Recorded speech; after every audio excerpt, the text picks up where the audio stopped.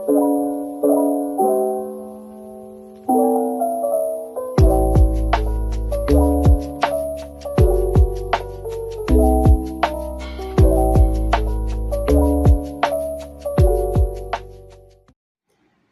guys. Morning. I'm alive. I'm alive and fairly well. My poor town that I live in was absolutely devastated by Hurricane Helene this week. But I have power, I have water, I still have my job. I can't complain too damn much, right? What's so funny, I hope you can hear me over the fan in this room. But what's so funny is that I had planned to do a what I read during the hurricane video, you guys, because I thought it was going to be nothing. I thought it was going to be like a bad storm, maybe power out for a couple of days. Not some people are still without power and water 9 days later. Trees in my house, trees on my house.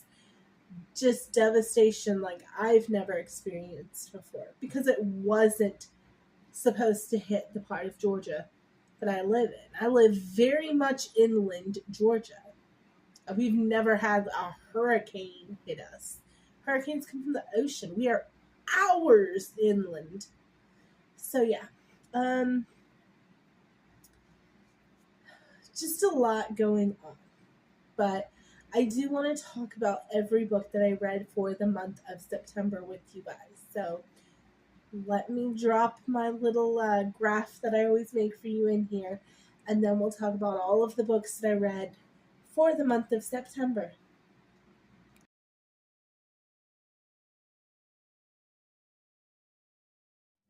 Okay, I cut the fan because when I listened to the intro back, it was a lot louder than I thought it was. But I read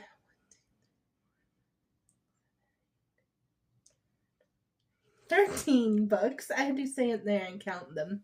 13 books in the month of September. And 2 of them were 5-star plus and a couple were 5 stars. So let's round robin this. Let's talk about what we loved, what we hated, what disappointed us, what surprised us. We're starting with Hannah Witton's For the Wolf. That was the first book that I read in September, and I was really looking forward to it. It was on like my birthday wish list, and I was really looking forward to reading this. It was a 4-star. It was good. It got a little bogged down there in the middle for me and towards the end. At a point where I was just like, okay, let's finish this story up. I did get For the Throne, which is the second book from the library, but did not get a chance to read it. Night Market by Jessica Sundin was a 5-star read.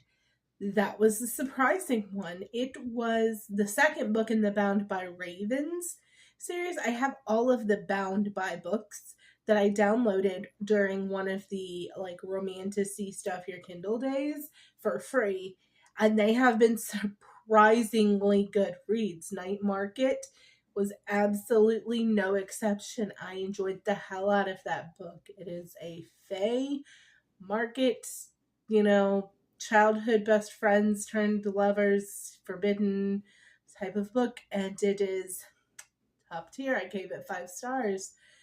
Book number 2, I did third book that I read, God of Malice by Rena Kent. I did a whole video on. It is shocking in some parts. It's definitely dark romance, the darkest thing I think I've ever read. But yeah, if that's your kind of thing, give it a shot. Rena Kent's God of Malice. I gave it 2 stars, but that does not mean it's not good. That dark of romance just really isn't my thing. I also heard she was going to be modifying the cliff scene in the beginning. I would like to see that happen personally, but I know there are a lot of people against it, so it really is just your taste and what gets you going.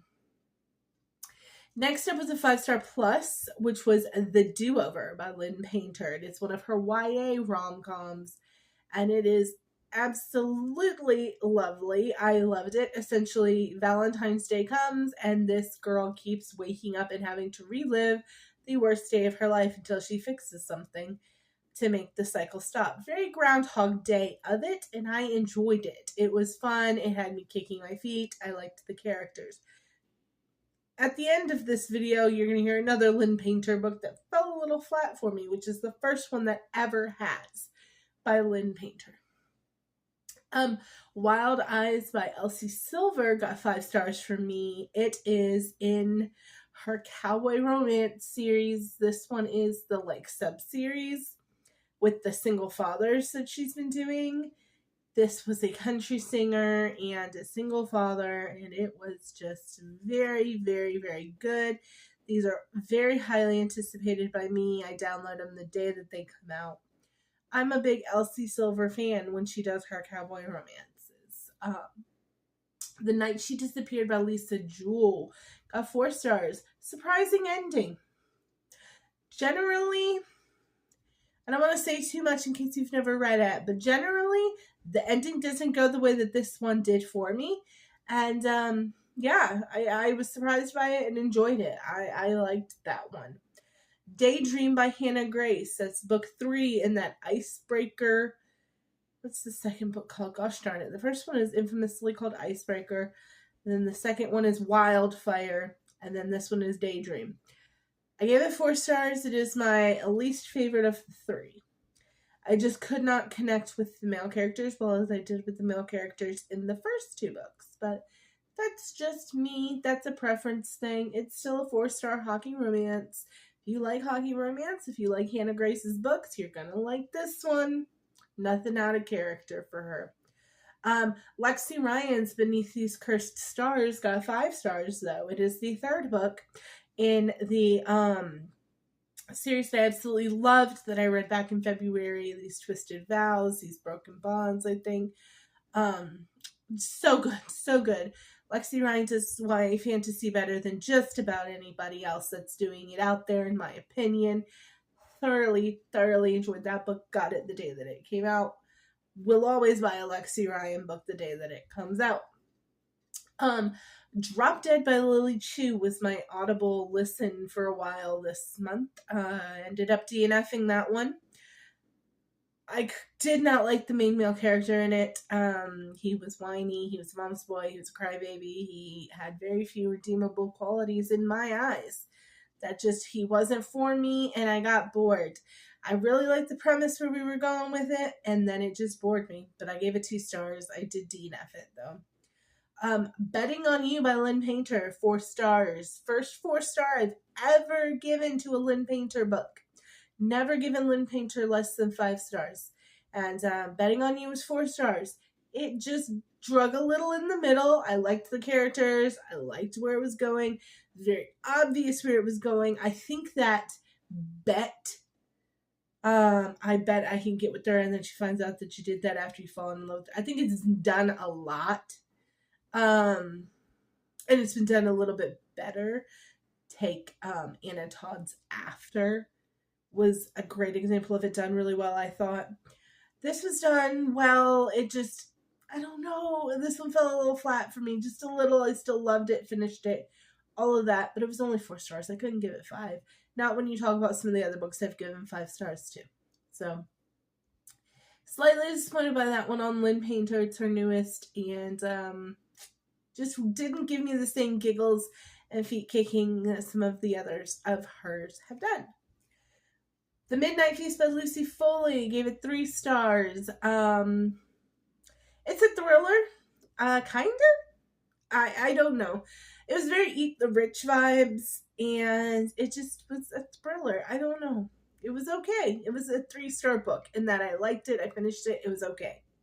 Home is Where the Bodies Are by Geneva Rose was much better, in my opinion. I gave it 4 stars. So for reading back-to-back thrillers like that, I did like Home is Where the Bodies Are a lot more than I liked The Midnight Feast. So yeah, that one's a fun family trauma book if you like thrillers with family trauma. And then The God of the Woods by Liz Moore, I gave 5+. That's controversial, because it is a 500 something page thriller, guys. If you do Audible, I think it was 16 hours, 17 hours. It's a long book, and there is a lot of chew to it. A lot of storytelling in it. A lot of book, if you would. It's worth the squeeze. I really enjoyed it. But it's not for everyone. I did really enjoy it though. You guys know I'm not scared of a long book. I read 1,300 page books all the fucking time. I'm not scared of a long book. This is a long thriller, The God of the Woods, but it's really well done. It has multiple points of views, multiple different things going on. Just thoroughly enjoyed this book. So yeah, if you like thrillers, if you're looking for a really good thriller, if you're not scared of a long book, pick up Liz Moore's The God of the Woods. It's probably my pick for the month of September. And yeah, that was all 13 books I read in the month of September.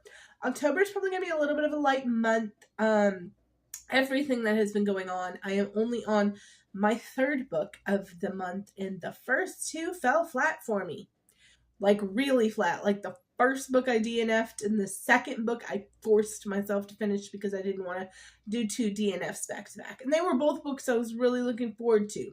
So that's a bummer. I do not know if maybe everything that I had going on, just kind of like with the hurricane and whatnot, made them hard for me to get into. I just don't know. However, not a great start to October. The third book I'm reading for October is good. I'm really enjoying it. Really happy with it right now. I am 50% through. It's actually propping you guys up right now. And it is good. And that is, let me just go ahead and drop that one. Throne of the Fallen by Kerri Maniscalco. There we go. Maniscalco. Sorry, I just really fucked that up. Kerri Maniscalco's Throne of the Fallen. I'm 50% through. I can recommend that one. So happy I'm enjoying a book in the month of October so far. I have a huge TBR for the month of October. There's so many books dropped from the library on Libby app for me. Hoping to get through all of them. There's so much out there I want to read, but I'm having a hard time focusing with everything crazy going on around me. I've got a massive 100+ person wedding happening in like a week. The destruction of the hurricane, trying to get life back into some semblance of normal. Sophia's been out of school like 3 weeks at this point that she goes back. It's a lot. But we're pushing through. We are persevering.